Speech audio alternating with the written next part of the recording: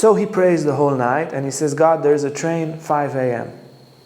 If you don't show yourself to me, I'm going to put my head on the train lines, and that's it. I don't want to live like this anymore. So he prays and prays and prays, and then an orange light comes and he's like, okay, that's sunrise, that's the end. He opens the door, he goes in the hallway, he says, no, the light is just in my room. There's no light anywhere. So he looks at the light fascinated, and the light grows brighter and brighter, and there's Jesus Christ. Sundar Singh, he knew the Gita at the age of 6, 7, 8. He knew tons of verses and chapters by heart. He was a great spiritual seeker as a Sikh. He met many saints as a child, and he had a lot of aspiration and a very strong Sikh identity. He was in a Christian school because that was English occupation and that's where you go to school, and he hated it. And one day he burned the Bible, or tore the Bible, one of the two, I don't remember. I think he tore it and burned it, but for sure one of the two, possibly both. His mother died, and he was so frustrated and so lost in the world, and he hated it.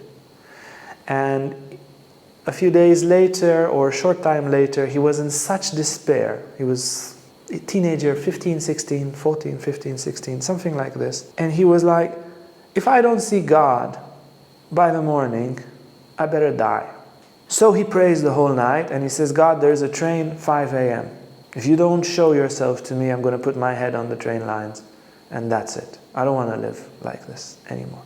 So he prays and prays and prays, and then an orange light comes and he's like, okay, that's sunrise, that's the end. He opens the door, he goes in the hallway, he says, no, the light is just in my room. There's no light anywhere. So he looks at the light fascinated, and the light grows brighter and brighter, and there's Jesus Christ.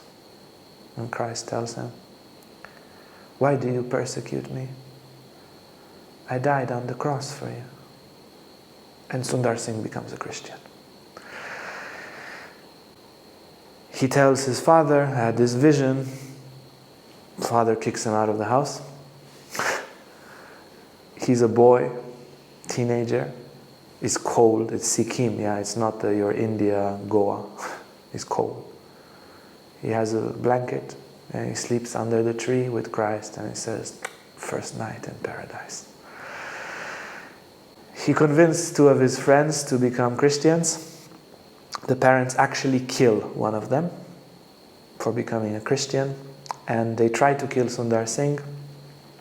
He eats something with poison, and then by the grace of Christ he's healed, and he becomes a Sadhu, a Christian Sadhu. He puts the orange robe and goes and preaches the message of Christ, and Christ calls him to preach in Tibet, where it's illegal to preach, and he walks there with Christ in his heart, and he's put in jail, and leeches are put on his body, and he freezes, and he lives in caves in the Himalayas, and he goes back and forth, becomes a great teacher. I mean, the Christians loved him.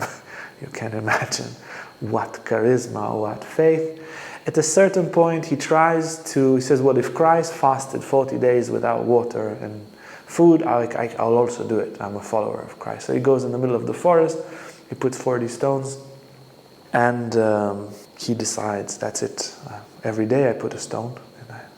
And day 20, he loses consciousness completely. Some people cutting wood, and nobody would ever find him. It's with providence. Some people cutting wood find him in the forest and bring him. And bring him to a hospital, and he recovers. But from that day he has visions, and he sees the afterlife, he sees angels, and his books, Visions of Heaven, and With or Without Christ, also amazing, also everything on YouTube, audio books, 1-2 hours, you get them. And he is, in my opinion, one of the greatest authorities when it comes to the afterlife. He passes away very young. He goes to Tibet once more and never comes back. Never heard of him. If you like this video and want to learn more about Tantra, about yoga, about psychology, emotional healing, lives of saints, and the scriptures, Then hit the bell, like, subscribe, and you'll never miss an upload. Thank you so much.